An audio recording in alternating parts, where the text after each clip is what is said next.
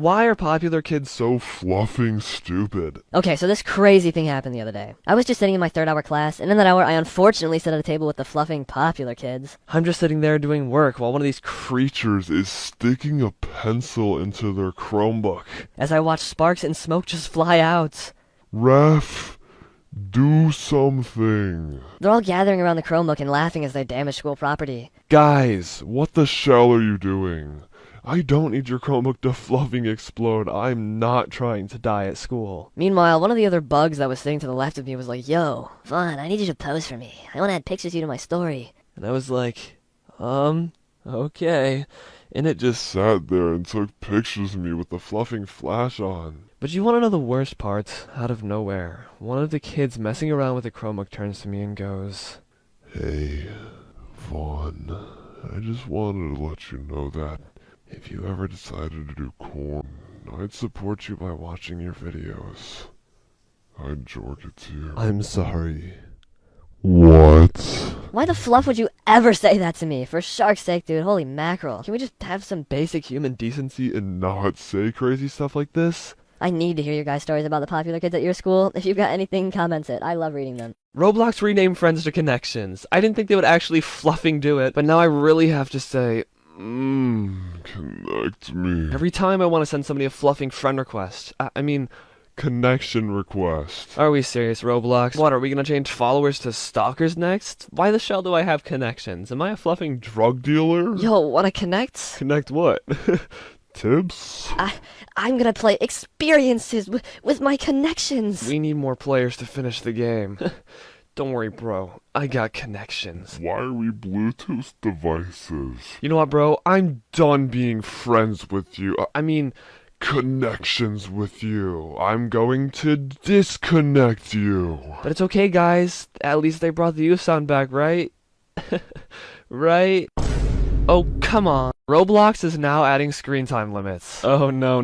I'm not just gonna sit here and fluffing take these limits like a good boy. I will be making another account. How else am I supposed to ask people to connect me? I mean, send me a connection. I mean, I'm glad that Skibbity Ohio Rizzler 42 can't play Grow a Garden for 14 hours a day now. But like, now how the hell am I supposed to bark at people in 2-player Femboy Tycoon for 9 hours a day? I'm joking. I've never played that game in my life. I also don't bark at people. Maybe. But goodness, I just know that some of your parents are out here fluffing, foaming at the mouths at the opportunity to restrict your access to how much Roblox you're allowed to play in a day. Well, oh boy, do I have a solution for you. For one small payment of $3.4 million US, I can get rid of them. I remember how many screen time limits my parents have tried to impose on me throughout my years of living, and for shark's sake, dude, holy mackerel, thank goodness I don't have to bear through that anymore. But for those of you who do, good luck, soldier. Just remember that you can always make another account. Comment what kind of limits your parents have imposed on you. I'm curious. Also, you should totally follow me on Roblox. Honestly, what's happening in Indonesia right now deserves way more attention than it's getting.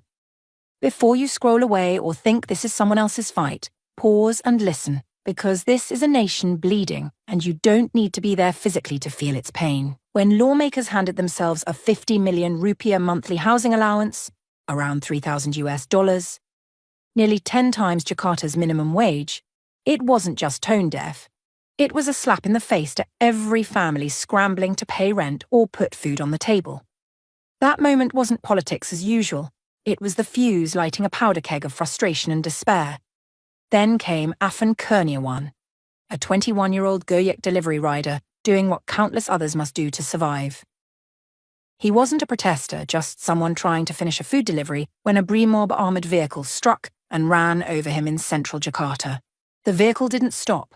It didn't care. That brutality was captured on video and spread across every screen because this was no accident. It was a symbol of a state crushing a life that meant nothing to those in power. The most infuriating part, the government only started paying attention once the economy began to plummet. Not when Afan was killed, not when people filled the streets demanding justice, not when families, friends, and ordinary Indonesians were crying out against corruption and brutality. No, their ears suddenly opened the moment their money, their economy, their image started bleeding. Only then did they pretend to notice. Only then did they suddenly care. That right there shows exactly how little human lives mean to them compared to wealth. What followed wasn't calm. Ordinary people, students, gig workers, labour unions, raged across Jakarta, Surabaya, Bandung, Makassar, and beyond. Parliament buildings, local government offices, even the finance minister's home were torched or looted. In Makassar, a regional parliament building fire killed at least 3 people. At least 6 died overall, hundreds were arrested, thousands were angry, and the country's stock market shook. Jakarta's exchange slid 1.5%, the rupiah slid nearly 1%. Under the weight of that blowback, President Prabowo Subianto finally moved.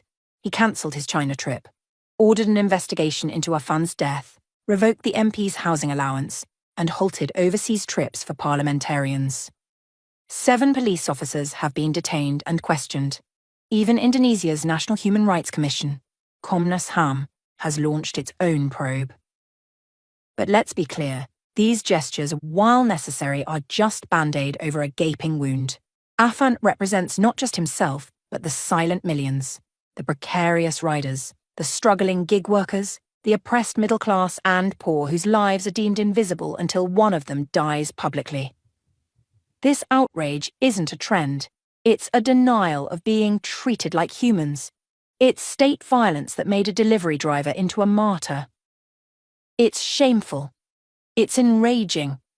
A delivery rider's death should not have needed economic consequences to be acknowledged. His life mattered the moment he took his last breath on that road. His story should not be reduced to a passing headline. And yet, this is the cycle we keep seeing. Justice delayed, ignored, and only ever brought up when the elite realise it's hurting their pockets. So here's the burning question. Is it right to talk about this and force people to notice? Yes, and more than that, it's your duty. This tragedy must not fade into a forgotten headline. If you see injustice, if you see a system that silences the powerless, speak up, amplify, demand accountability. Because if nothing changes, and if Afan's death becomes just another statistic, it means the system won. Let his name live, not as an echo of sorrow, but as a rallying cry. Don't let the world move on while lives like his are still being crushed. Until justice is served, until the inequality ends, until Indonesia stops running over its most vulnerable, this issue should not die down. Can we please talk about gym class? Because I feel like this is the worst subject ever. Like, do they think I will happily walk into gym class on Monday at 9 a.m.? Fuck no. And the music is so ass too. Like they be playing thick of it type of shit thinking it will hype us to run 500 meters. No thank you. And if you ever get lucky and play a sport game, it's either some fuck-ass game no one knows or just some shit like football. Now, football isn't that bad, but the people from my class take it too seriously. It's not fun anymore. Like, please just shut the fuck up.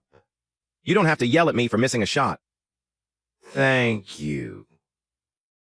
Am I the only one that has some annoying obsessive fangirl in school? Meet Isabel, my rapist's girlfriend. Basically, we used to be besties in 5th grade, but she had a crush on this guy, let's call him Max. He ended up sexually harassing me for a whole week till my teachers found out and reported him to the police. But since I didn't have enough proof and he was apparently too young to rape someone, they didn't believe me, and so he was declared innocent. I wasn't allowed to speak up about it or else I'd have to pay 50,000 euros. They paid a lawyer, but he was so the whole school started calling me a liar, and I lost all my friends. Isabel ended up getting together with him, and they've been now for 5 years. Well, she is in my class now, and won't leave me ducking alone. Whenever someone asks something about me, she jumps up and acts like she's my fucking Wikipedia page. She gossips about me 24/7, but then when I'm down, like for example, I pass out, she acts as if she's my personal caretaker. The weirdest thing about her is that she constantly talks about dark romance and how she loves romance books about rape. You guys probably heard about this author named Colleen Hoover. Well, she's a big fan of her. I remember her suggesting our class to watch a new movie adaptation from one of her books, which was a story about abuse, and she had the nerve to say, "It's a romantic movie." like, girl, I'm scared of you. I don't remember a single week where she didn't complain about my existence. Ugh, she's so liked by the teachers.